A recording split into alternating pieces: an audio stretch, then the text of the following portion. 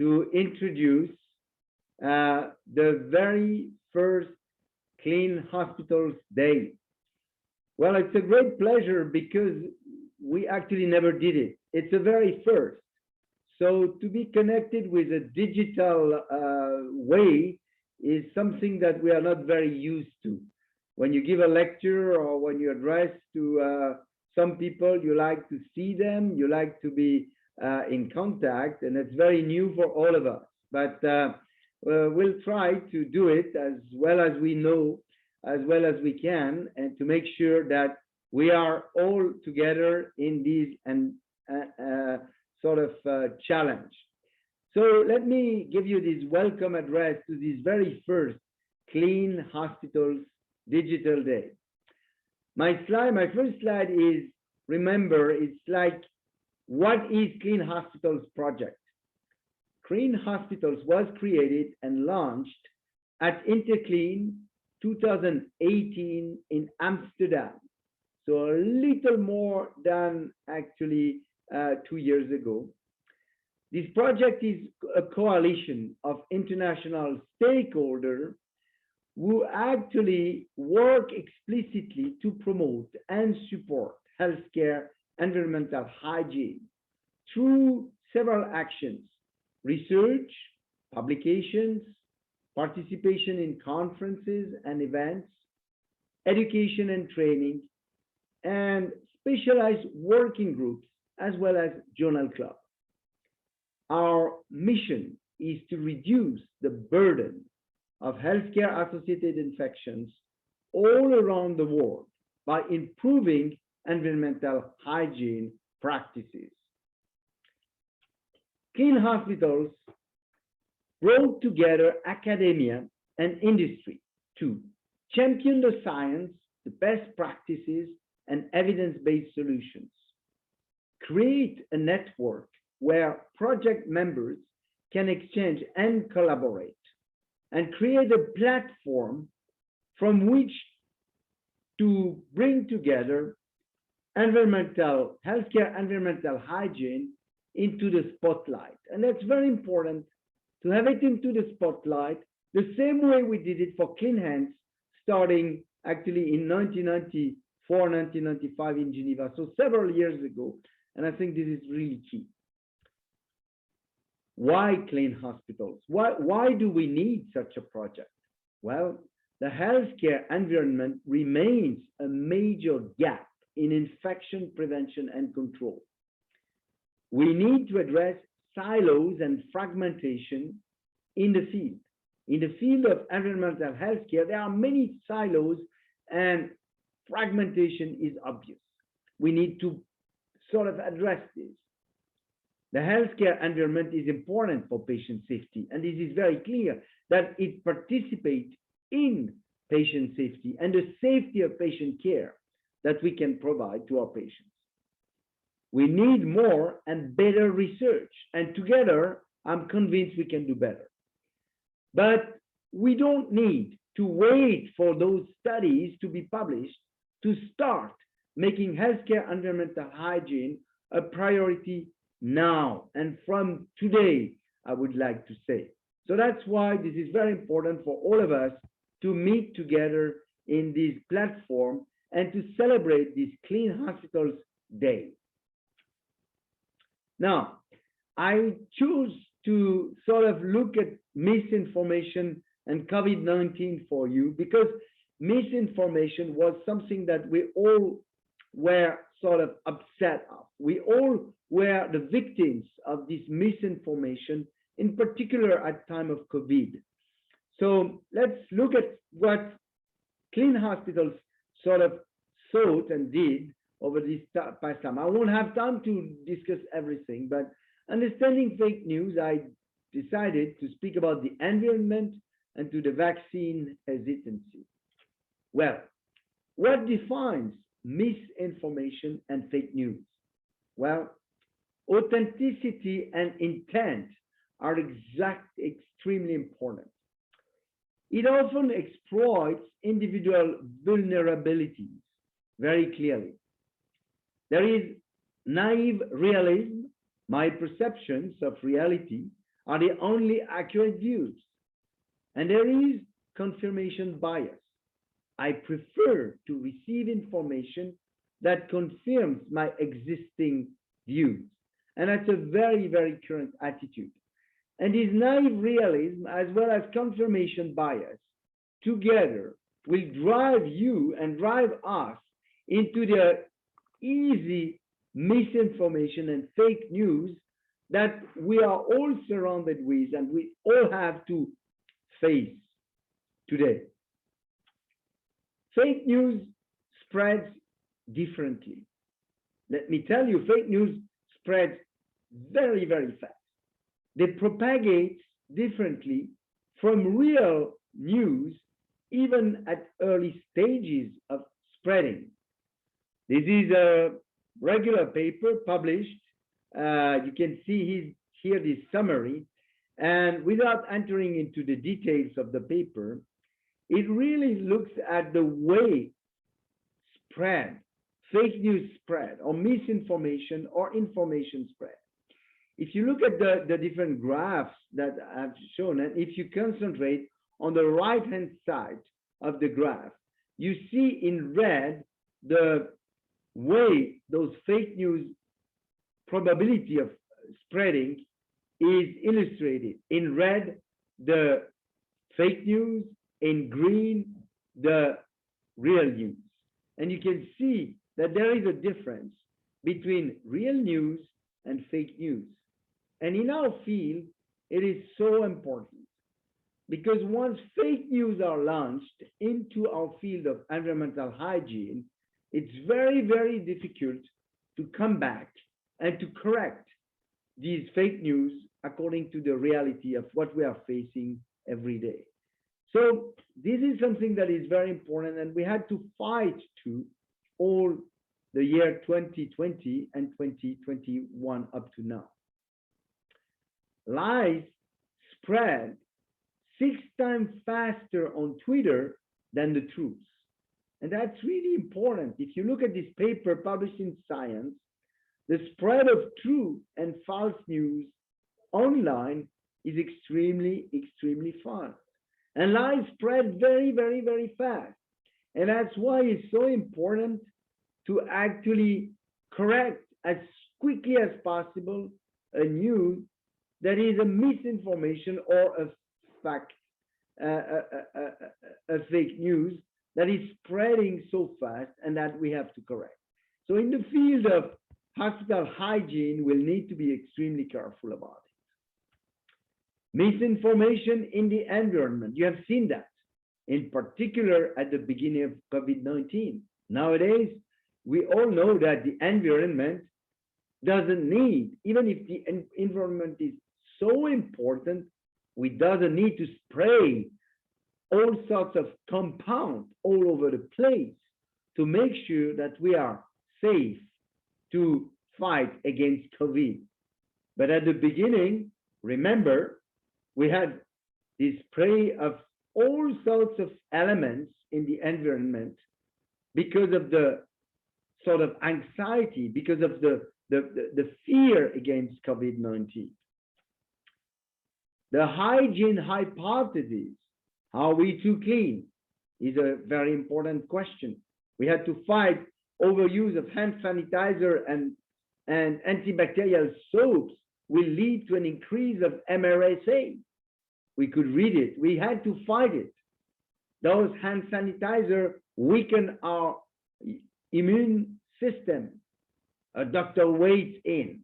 Another misinformation / fake news.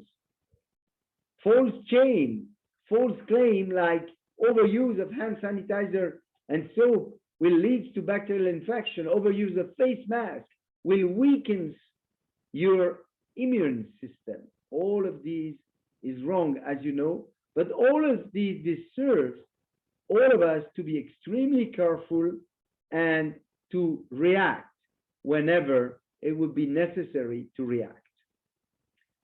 Now, masking, inappropriate face shields and incorrectly worn masks remain ubiquitous. People in everyday situations do not need N95 respirator, which cannot correctly, cannot work correctly without fit testing, as we all know, fit testing being so important in the appropriate use of an N95 respirator. So all of these is in the field of infection prevention and control. And we need to address those issues. We need to react to those issues, which means that we need to anticipate for those issues. We need to prepare good education material, strategy, and technique so that we could actually anticipate and prevent for those misinformations and those fake news to actually be generated. So here about vaccines.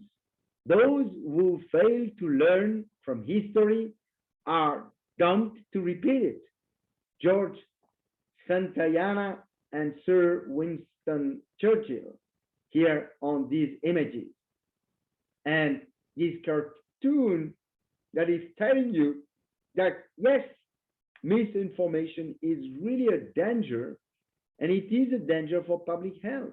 It is a danger to actually have people who wrongly understand the value of vaccines and will not use them appropriately. Misinformation and COVID-19. Here is a figure that is showing the percentages of individuals around the world who agree that vaccines are safe. And you see, Eastern Europe is a figure that we could worry about, because as you can see, the total of agree and disagree and is actually very important in this part of the world, as to compare all the way down to what we measure from South Asia, which is certainly better prepared to actually go ahead with this type of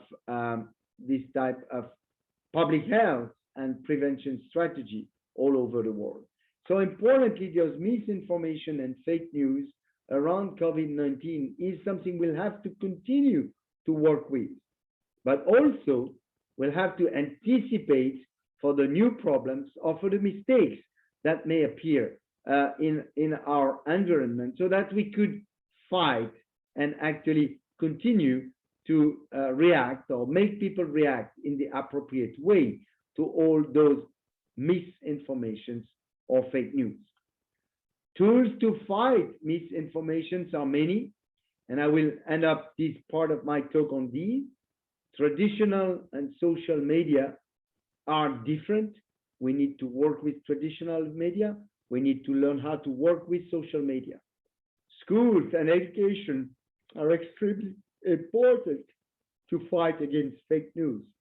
Government policies, and you know that the European Union is currently building up strategies against fake news and misinformation. Examples such as COVID Pass are important to work with, and social pressure is something that we need to work on and to be prepared. Let's come back now to Clean Hospitals research agenda, because this work on fake news was not actually at the beginning in our research agenda, but we had to fight against those tools and go against those problems from the beginning.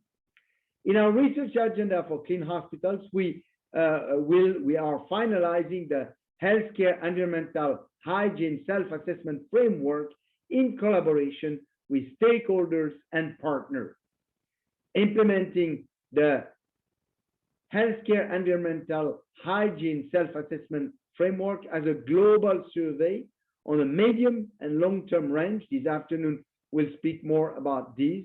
Developing tools and making them available to institutions all over the place to address the element of the healthcare environment hygiene self-assessment framework that their institution needs support in. Very, very important. Second part of the research agenda, developing and teaching modules for improving healthcare environmental hygiene programs for high and low resource settings.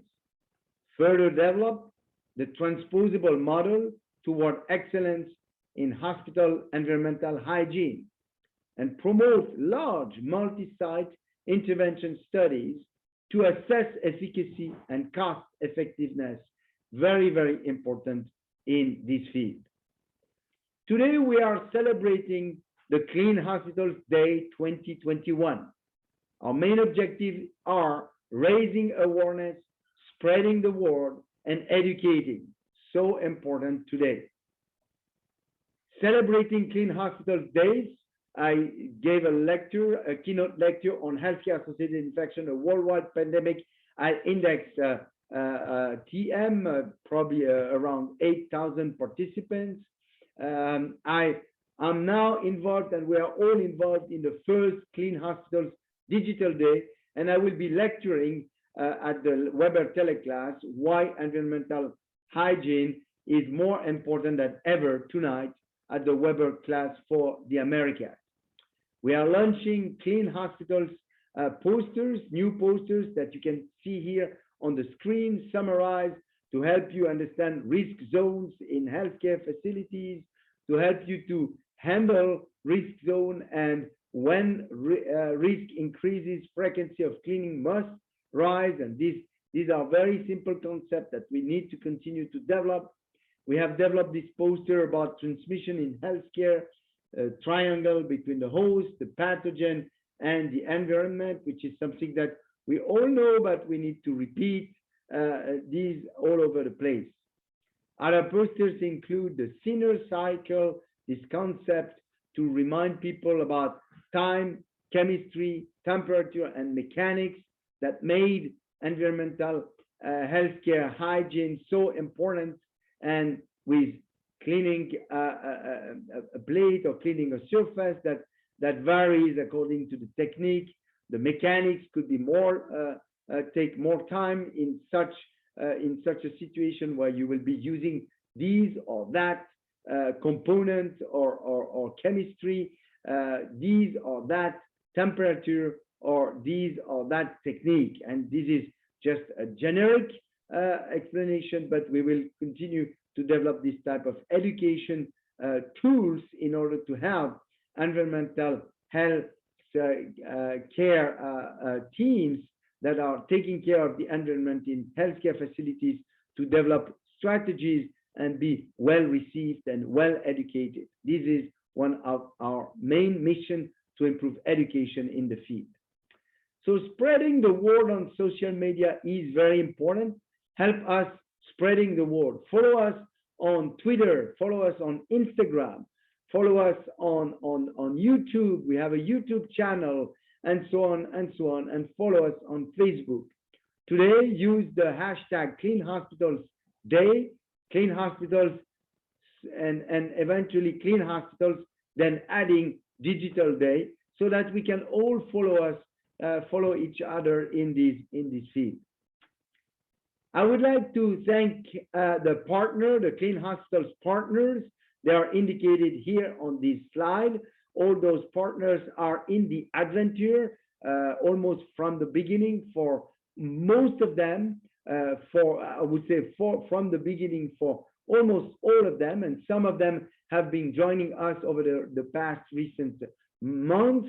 This is very good. We will continue to have more and more sponsors and partners to participate into this Clean Hospitals initiative. Now, I would like to review with you the Digital Days program for today in the next coming 10 minutes. I would like also to remind you that the full content will be recorded and available to all of you who are registered to the Digital Days program up to the end of the year, up to the 31st of December. So be welcome to attend and access through the platform the material that will be actually accessible for you up to the end of the year. Now, today, first Clean Hospitals Digital Day on the 20th of October 2021. After my opening address, we will have the first session, Cleaning and Disinfection in Healthcare Setting. Then there will be a short 10-minute break. Then we'll have a second session, virucidal efficacy. Then we will have a break and the possibility to visit booths and do networking in the system on the platform, as well as follow the sponsored session by SET. I will come back on the program later. Then from 4 to 5, there will be the Saraya sponsored sessions. We'll come back on the program later. And then from 5 to 6, there will be the third session, which is entitled COVID and Healthcare Environmental Hygiene Perspectives for the Future. The next slide shows you the Clean Hospitals Digital Day program in details. Following the opening address that I'm giving now, there will be the cleaning and disinfection in healthcare settings, moderated by Alexandra Peters from Geneva. The first speaker will be Oyan Assadian, key component for good cleaning practices in healthcare. Thank you, Oyan, for your commitment. The second speaker will be David Colfie from the US, sustained improvement in hospital cleaning through a novel education program. Thank you, David, for your commitment. And then there will be time for a live discussion. Then at 2:55 Geneva time, we'll have the next session, session number 2, entitled Virucidal Activity, moderated by my friend and colleague Pierre Parnex from France. And Ellie Richard will address the issue, the European tiered approach for virucidal efficacy testing. Very important topic that I encourage all of you to follow. Virucidal activity being such an important parameter and issue. We'll then have a live discussion all together. Then at 3:40, from 3:40 to actually 4, we'll have the so-called SET session, entitled How Data-Driven Solutions Support Better Hygiene and Efficiency in Healthcare Cleaning. A very important session that I'm looking forward to follow, followed by a live discussion. Then from 4 to 5, there will be the Saraya Symposium. I will show you the program in my next slide. But between 5 to 6, there will be the third session, panel discussion, COVID and environmental healthcare hygiene perspective for the future, moderated by Martin Kielman, and with panelists Irina Perissin Hevliger from Switzerland, Sarah Romana Bertrand from France, Oyan Assadian from Austria, and myself. Thank you very much to the participants to this session. I will now look with you at the Saraya session from actually 4 to 5. I will be introducing this session entitled Hand Hygiene Challenges in the Community and Healthcare Settings During COVID-19, Alcohol-Based Hand Rub as a Game Changer. The first speaker will be Pierre Parnex from France. He will address the issue use and perception of alcohol-based hand rubs in the community and healthcare settings. You all know that we have been using a lot of those alcohol-based hand rubs all over the place in the hospital, but not only in the hospital, also in the community as a large sort of endorsement. The second speaker will be my friend and colleague, Fernando Bellissimo Rodriguez from Brazil, and he will be revisiting the question, are alcohol-based hand rubs efficacious against COVID-19? How about quality control and cost effectiveness? A very important issue. Then at 4:35, between 4:35 and 4:50, my colleague Hiroki Saito from Japan will review the issue of local production of alcohol-based hand rub, a perfect example ready for prime time in Uganda, Africa, a fantastic experiment from Hiroki Saito, reported from Hiroki Saito. And then at the end, we will have a roundtable discussion, question and answer, all the question and answer you may have, and I will be moderating these roundtable discussions. The next slide is to actually already give you the prime, sort of prime information about the preliminary program of the second Clean Hospitals Digital Day. The second Clean Hospitals Digital Day will actually happen on the 7th of December. Keep this date in your agenda, 7th of December, for the Clean Hospitals, second Clean Hospitals Digital Day. The preliminary program I can speak about already is first session would be lessons learned from the REACH study. The REACH study, cleaning bundle methods and results by Brett Mitchell from Australia. Second speak will be evaluating the bioburden of frequently touched surfaces using ATP methods by Greg Whitley from Australia also. Then we'll have a live discussion. Session number 2, air treatment and purification. First, we'll have a systematic review of the evidence on air filtration and recirculation by Ehsan Mousavi from the US. And the second speak would be effectiveness of air cleaners for removal of virus-containing respiratory droplets. Speakers need to be confirmed. We have several proposals, and it would be confirmed in the coming weeks or so. And then we'll have a live discussion. Then the third session would be again a panel discussion, how to promote sustainable innovation in the field of healthcare, environmental hygiene, and the panelists need to be determined, but we already have some outstanding panelists who will be participating. For those interested and to follow our activities, again, access the cleanhospitals.com website that contains most of the information that you will find and updated on a very regular basis. Now, I would like today to thank the co-organizer of these, the organizing committee of today's Clean Hospitals Digital Day, Martin Tillman, the Richard Wells Research Center, University of West London, good friend from a long time with a large experience in infection control, Pierre Parnex, Nouvelle-Aquitaine Healthcare Associated Infection Control Center, my dear friend Pierre, with whom we have been working hard over the past time on COVID and also on judging about the handling of the COVID situation by France, and also my dear colleague Alexandra Peters from the University of Geneva, who is the research